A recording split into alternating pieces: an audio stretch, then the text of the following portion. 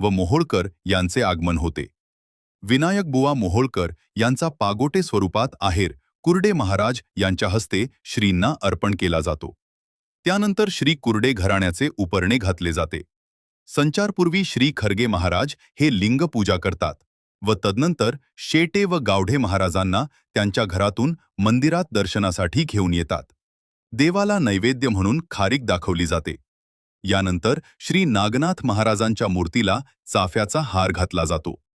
तसेच यावेळी खर्गे महाराजांचा संचारपूर्वी खौर केला जातो, म्हणजे केस व दाढी काढली जाते. त्यानंतर चोळणे बांधले जाते.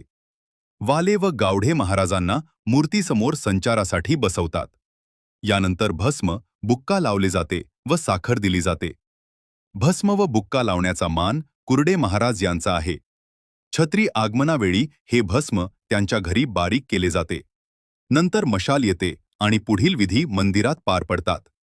भस्म बुक्का लावण्यानंतर शेटे श्री खर्गे महाराजांच्या गळ्यात लिंबाची माळ घालतात. तसेच लिंबाच्या माळा म्हेत्रे घराण्याकडून तयार केल्या जातात. चाफ्याच्या माळा बनवण्याचा व खर्गे महाराजांना घालण्याचा मान बारगजे घराण्याचा आहे.